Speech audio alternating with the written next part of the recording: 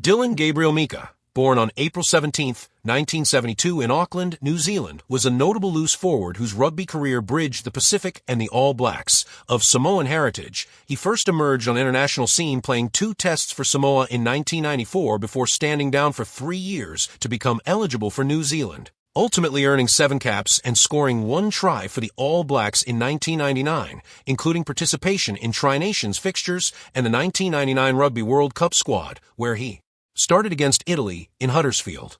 Standing 1.94 m tall and weighing around 108 kilograms, Mika shone provincially for Auckland between 1994 and 2000, contributed to Super Rugby with the Blues 1996 to 1998, 2000, and a season at the Chiefs in 1999, before moving on to play professionally in Japan following the 2000 NPC season.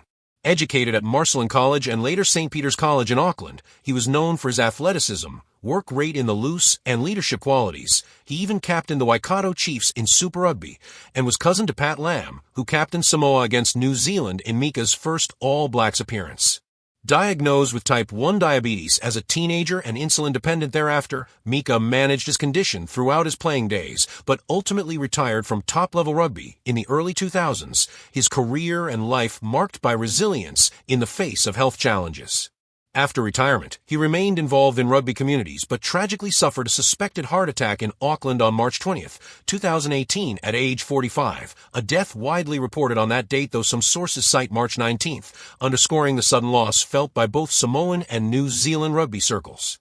His passing highlighted awareness of long-term health management for athletes with chronic conditions, and tributes remembered him as a talented flanker whose cross-cultural impact and dedication left a lasting legacy in Pacific rugby. Howard and Thomas Baty, aged 25 and 26 respectively, both lifelong members of Durham City Rugby Football Club and close friends since their junior days, tragically died in mid-May 2018 while on an amateur rugby tour in Sri Lanka. After an outing to a nightclub in Colombo with teammates from a Clems Pirates squad, both men experienced sudden breathing difficulties and were admitted to Nawaloka Hospital, where Howard passed away on Sunday, May 13, 2018, and Batty on Tuesday, May 15, 2018. Initial autopsies on Howard revealed no signs of injury or pre-existing illness, prompting further analysis and police review of CCTV footage to clarify the circumstances leading to their collapse. Both were described by club officials as fun-loving young men you'd be proud to call son, entrepreneurial after graduation, having gone into business together, and deeply embedded in the rugby community through leadership roles, Howard as second-team captain and Batty as a talented first-team player, and participation in numerous overseas tours. The Durham City RFC expressed profound sorrow, requesting privacy for the families while assisting them via the Foreign Office, and honored their memory by proceeding with planned charitable initiatives in Gal, distributing rugby kit as a mark of respect.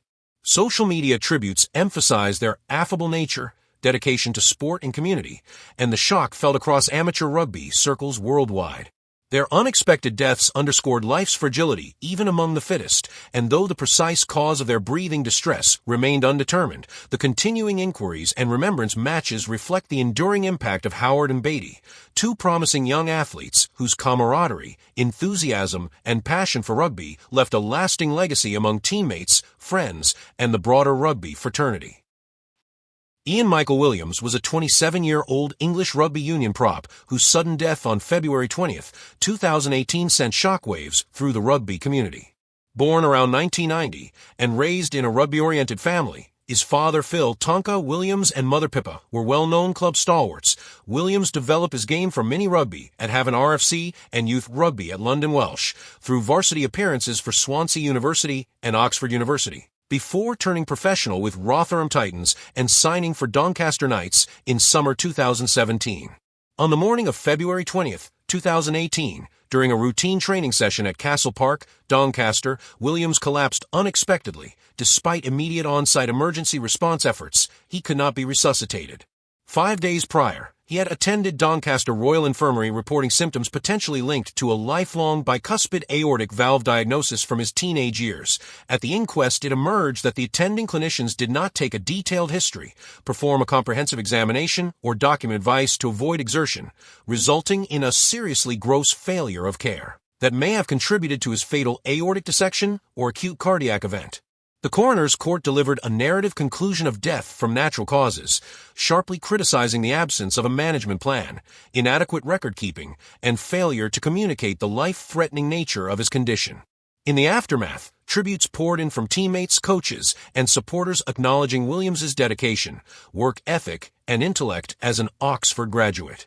His sister Helen established the Ian Williams Foundation in partnership with Cardiac Risk in the Young to champion mandatory cardiac screening for athletes at all levels, a legacy aimed at preventing similar tragedies.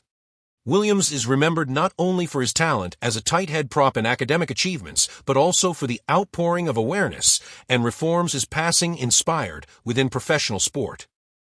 Stephen John Folkes was born on January 30th, 1959 in Sydney, New South Wales, and rose to prominence as a formidable backrower for the Canterbury Bankstown Bulldogs, making 245 first-grade appearances between 1978 and 1991 and scoring 45 tries in his initial stint before a brief spell with Hull FC and a final return to the Bulldogs in 1991.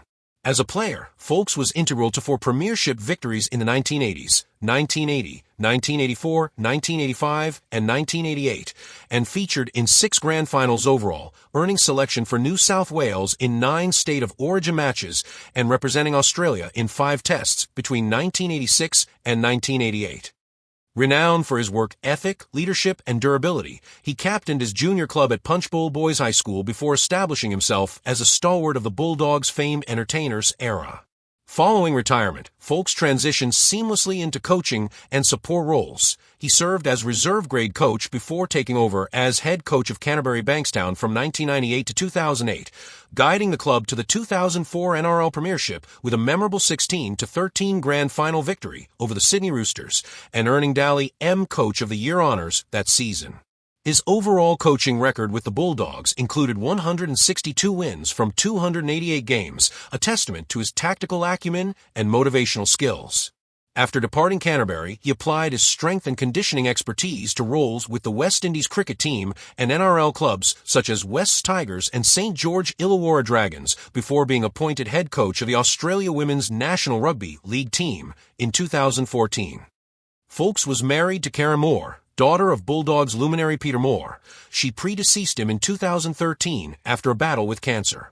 On February 27, 2018, at age 59, Folkes tragically passed away at his home in Sydney from a suspected heart attack while training, leaving the rugby league community in mourning. Post-mortem examination revealed he had chronic traumatic encephalopathy, underscoring concerns about long-term impacts of repeated head injuries in contact sports.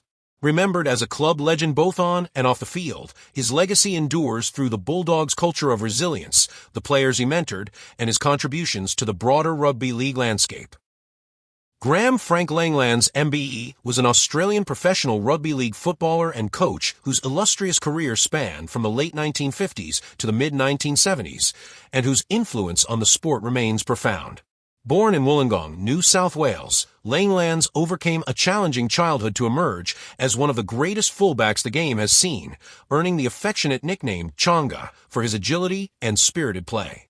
After a brief stint in the Wollongong competition, he joined the St George Dragons in 1963, where his graceful running style, trademark sidestep off either foot, and reliable goal-kicking quickly made him indispensable. He led the club's point-scoring charts 9 times, compiling 86 tries and 648 goals in 227 first-grade matches, and helped sustain the Dragons' dominance in the years following their record 11-year premiership run. Internationally, Langlands debuted for Australia in 1963 and went on to earn 45 caps through to 1975, retiring as the then most-capped Kangaroo.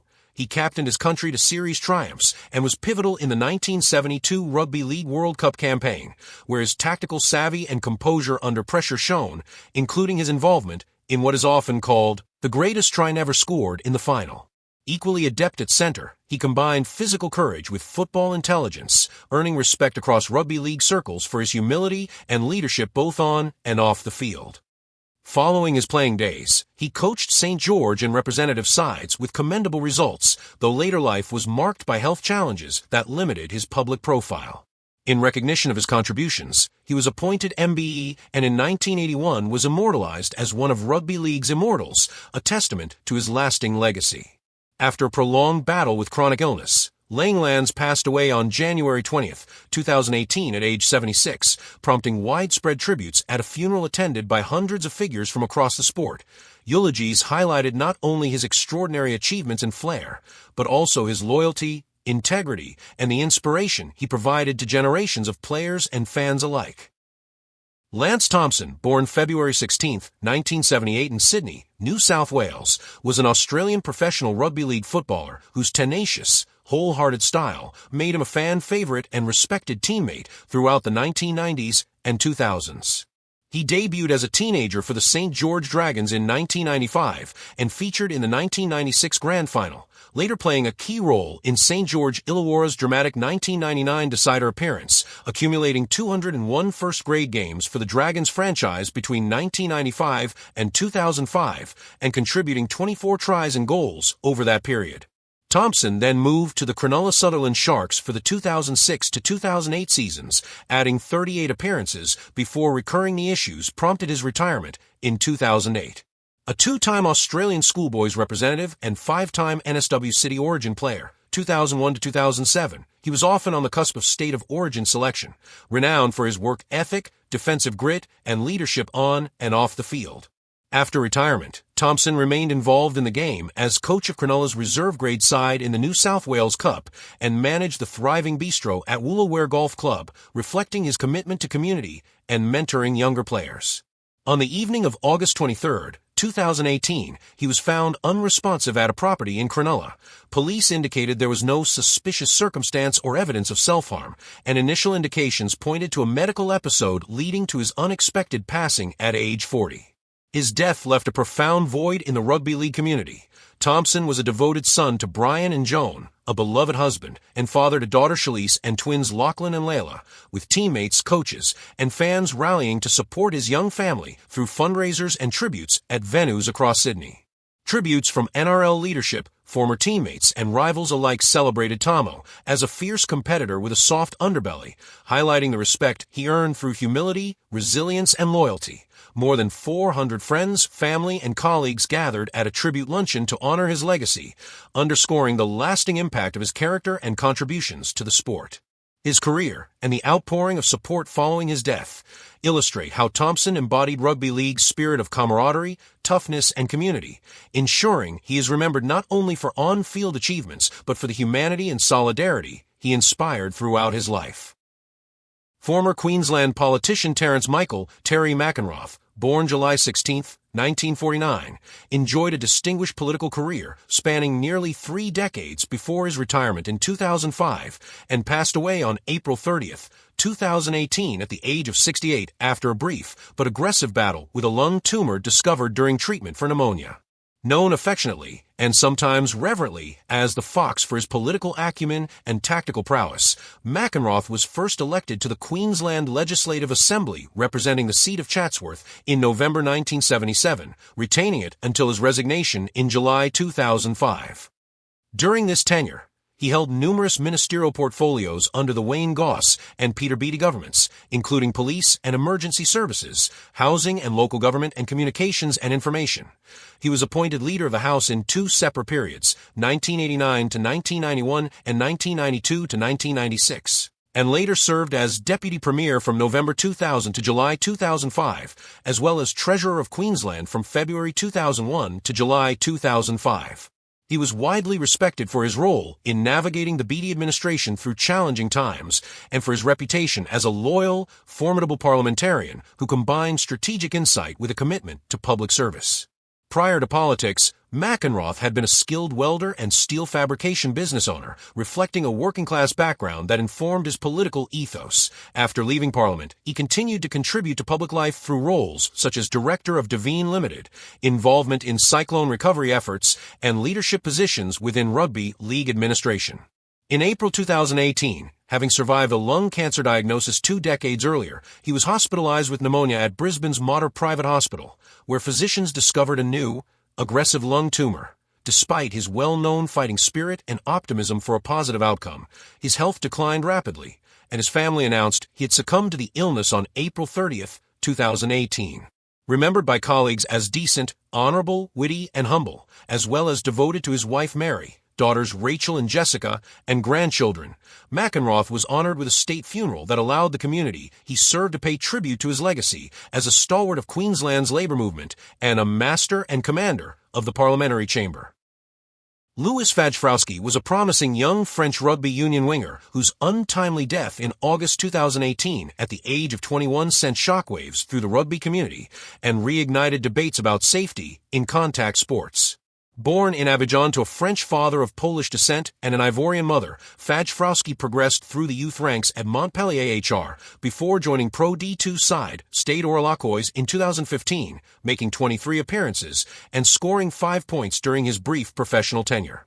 On August 10, 2018, during a home friendly against Stade Rodez, he was involved in a heavy chest tackle, and although he left the field under his own power with medical assistance, he collapsed repeatedly in the changing room and could not be resuscitated, passing away later that evening.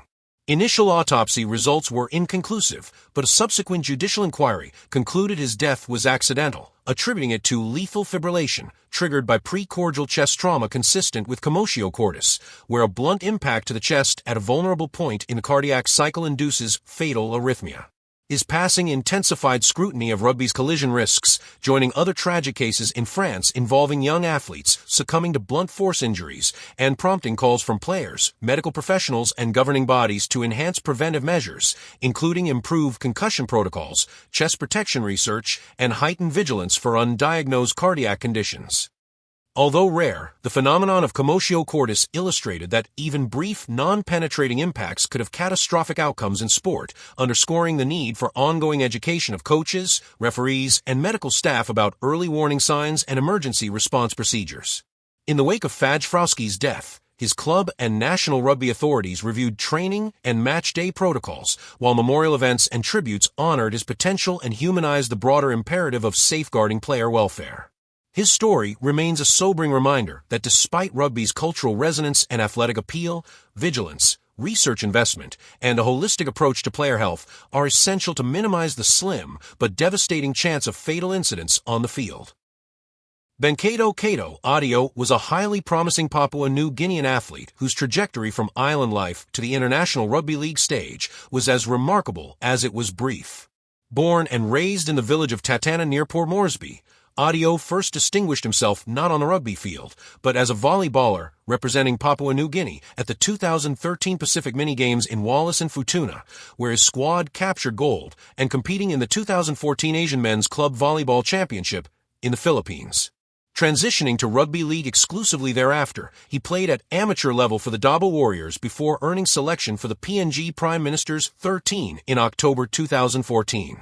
His performances secured a contract with the Papua New Guinea Hunters in the Queensland Cup in 2015, where he made 22 appearances and scored 6 tries, quickly marking himself out as a dynamic center/wing/second rower with an imposing 194 centimeters, 102 kilograms frame. Adio debuted for the Cumul's national side in May 2015 against Fiji, and after a year's club success, signed a 2-year deal with the NRL's Canberra Raiders in February 2016, spending his time with their feeder side, the Mount Pritchard Mounties. He finished the 2016 New South Wales Cup season as the competition's leading try scorer with 29 tries in 23 games, and was named on the wing in the NSW Cup Team of the Year. Despite a long-term injury ruling him out of PNG's May 2017 Pacific Test, he returned in time for selection in the Papua New Guinea squad for the 2017 Rugby League World Cup, playing all 3 group games in Port Moresby and scoring against Wales before the team's quarter-final exit to England. In December 2017, he secured a move to England, signing with the Super League club Widnes Vikings, and was due to travel in January 2018 to begin pre-season preparations. Tragically, while training with the PNG Hunters on January 7, 2018 in Port Moresby, Adio collapsed, suffering severe heat stroke and internal bleeding, and died in the early hours of January 9 at age 23, just days before he was to depart for the UK. His sudden passing sent shockwaves through both the PNG Rugby League community and the broader sporting world. His funeral on January 12 at Sir John Guy's Indoor Complex was attended by Prime Minister Peter O'Neill and underscored the national grief at losing such a bright talent with a promising career still unfolding. Despite his brief life, Adio's journey from volleyball gold medalist to Rugby League World Cup competitor and his rapid rise through domestic and international ranks ensure his memory endures as an inspiration to PNG athletes and Rugby League fans alike. Daryl Eastlake, born July 11, 1942, died April 19, 2018, was a distinguished Australian radio and television presenter whose larger-than-life commentary style left an indelible mark on sports broadcasting over a career spanning more than 4 decades. Prior to his media work, he held a variety of roles, including as a Qantas baggage handler and surfboard maker before breaking into radio in the 1960s with surf reports on Sydney's 2UW, which laid the foundation for his transition into television commentary on NBN, 3 Newcastle, and later the 9 Network from 1982 onward.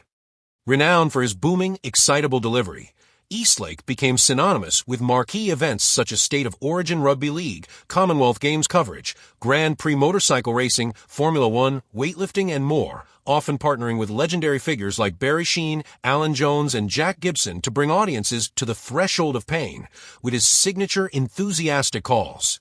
His willingness to inject theater into sports commentary revolutionized how Australians experience live events, making even the most technical or niche sports accessible and thrilling for a broad audience.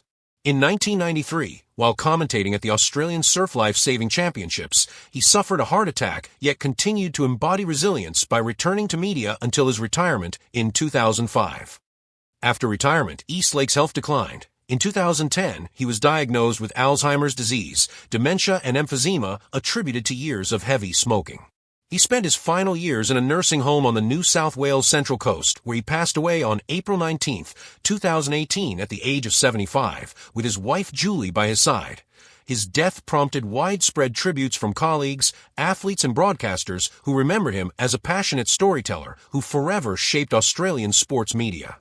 His legacy endures in the way excitement and authenticity remain prized in sports coverage, and his memorable calls continue to be celebrated by fans and professionals alike.